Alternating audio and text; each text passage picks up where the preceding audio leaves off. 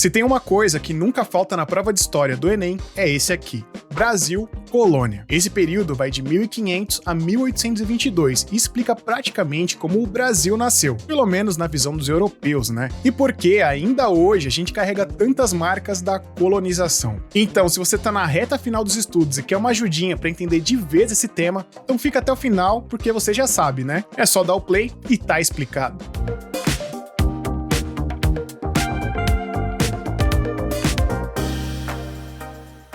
Era uma vez uma caravela. Brincadeira, gente, não é um conto de fadas. Bom, tudo começa em 22 de abril de 1500 com a chegada da expedição de Pedro Álvares Cabral ao litoral da Bahia. Após a chegada, Portugal não deu tanta importância às novas terras, já que o foco deles ainda era o comércio com o Oriente. Mas, com o tempo, o risco de invasão estrangeira e o interesse pelas riquezas naturais fizeram o rei Dom João III organizar a colonização de fato. Em 1534, ele criou as capitanias hereditárias, dividindo o território da colônia em grandes faixas de terras entregues aos donatários, nobres que tinham o dever de explorar, defender e povoar essas regiões. Essa divisão dava direito aos donos de explorarem as riquezas, em troca de organizarem e protegerem os novos colonos. O problema é que a maioria dessas capitanias fracassou. Faltavam recursos, apoio da coroa e havia a resistência dos povos indígenas que resistiram aos novos vizinhos. Para resolver isso, em 1548, Portugal criou o Governo Geral, com sede em Salvador, a nossa primeira capital. O objetivo era centralizar a administração, cobrar impostos e garantir o controle político da colônia. E esse modelo mostrava bem o que seria o Brasil por séculos: forte controle da metrópole e pouca autonomia local. O controle da metrópole iria aumentar, já que eles poderiam acompanhar o Brasil bem de pertinho. Antes mesmo da cana-de-açúcar, o pau-brasil foi a primeira grande riqueza explorada pelos portugueses. Essa madeira abundante no litoral era usada para fabricar tinturas vermelhas, muito valorizadas na Europa. A exploração começou logo após a chegada dos portugueses e seguia o chamado Pacto Colonial, que proibia o Brasil de comercializar com outros países. Só Portugal podia lucrar. A extração era feita pelos povos indígenas, que trocavam o trabalho e a madeira por coisas simples, como espelhos e colares, uma prática conhecida como escambo. Vale lembrar que os povos tupis não tinham um sistema comercial com as mesmas características dos europeus. Por isso, eles faziam esses escambos por peças de metal, lâminas e entre outros objetos. Para eles, era mais como uma troca de presentes e uma parceria. Pena que só valia para um lado, já que as verdadeiras riquezas ficaram com os europeus. Para armazenar e embarcar o produto, os portugueses construíram feitorias ao longo da costa. Essas feitorias eram estabelecimentos comerciais e militares portugueses estabelecidos em várias partes do mundo, incluindo América do Sul,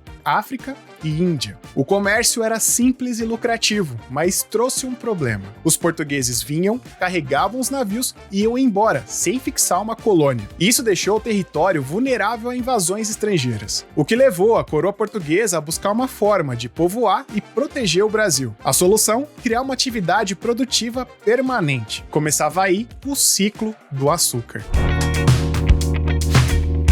O primeiro grande ciclo da economia colonial foi o do açúcar, que dominou os séculos XV e XVII. Portugal investiu pesado nessa produção com a ajuda de capitais e de técnicas dos holandeses, que dominavam o refino e o comércio do produto na Europa. A base desse sistema era o famoso tripé colonial: latifúndios com grandes propriedades concentradas na mão de poucos, monocultura focada apenas na cana-de-açúcar e mão de obra escrava, primeiro indígena e depois africana. Tudo isso ainda dentro do Pacto Colonial, que obrigava o Brasil a comercializar exclusivamente com Portugal. Ou seja, o Brasil produzia, a metrópole lucrava e a desigualdade social se consolidava.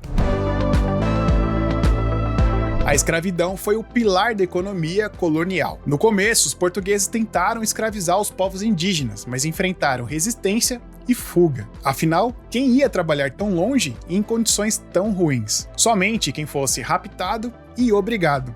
Tudo era uma forma de lucro. Então, comercializar pessoas virou algo muito lucrativo. Nas costas do continente africano e do Brasil, o comércio de pessoas foi marcado por violências e traumas. E esse tráfico de africanos durou mais de 300 anos. Milhões de pessoas foram retiradas à força do continente africano e trazidas em condições desumanas em navios negreiros. Elas sustentaram toda a riqueza da colônia, trabalhando em engenhos, minas e plantações. Os grupos indígenas e africanos tinham que enfrentar o afastamento de suas origens. Indígenas eram capturados ou catequizados, mas fizeram muitos focos de resistência. Descendentes de africanos lutaram de muitas formas, como os quilombos, a compra de liberdade, a adoção de novas profissões que permitiam maior liberdade e, por consequência, conseguiam manter e recuperar traços das suas manifestações culturais, religiões e histórias que fazem parte da nossa identidade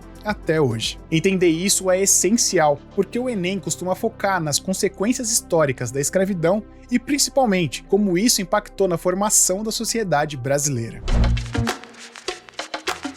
O modelo econômico colonial era baseado em um modelo de dependência. Ainda que existissem instâncias locais, tudo dependia de Portugal. Assim, mesmo quando foram descobertas grandes jazidas de ouro em Minas Gerais, o Brasil precisava pagar um imposto que estipulava que 20% ou 1/5 de todo o ouro extraído deveria ser entregue a Portugal. Mas e o açúcar? Continuou existindo e sendo produzido, assim como o algodão, gado e entre outros. Mas o produto principal tinha todo o foco na coroa. Esse sistema deixou o Brasil sem uma economia diversificada e reforçou a desigualdade social que persiste até hoje.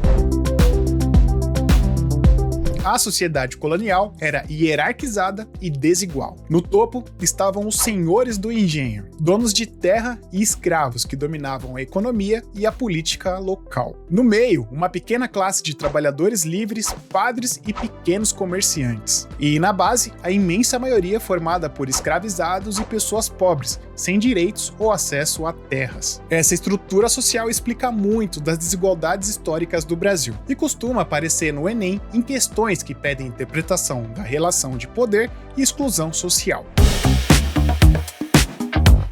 O Enem não cobra decoreba, ele quer que você entenda as relações históricas. Questões sobre o Brasil colônia costumam pedir para identificar as consequências da colonização, como a formação da economia dependente, a escravidão e as desigualdades sociais. Também é comum aparecerem textos ou imagens de época, pedindo para você relacionar o contexto colonial com seus impactos hoje.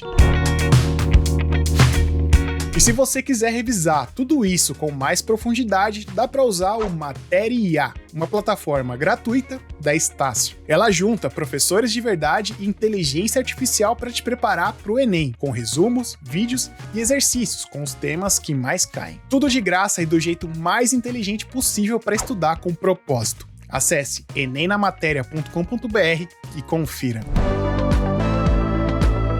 Então é isso, entender o Brasil colônia é entender as origens da nossa economia, da nossa cultura e das nossas desigualdades. E dominar esse tema é meio caminho andado para mandar super bem na prova de história do Enem. Esse vídeo te ajudou? Então deixa um like, compartilha com quem também tá estudando e comenta aqui quais outros temas você gostaria de ver no Tá Explicado. Falou e até a próxima!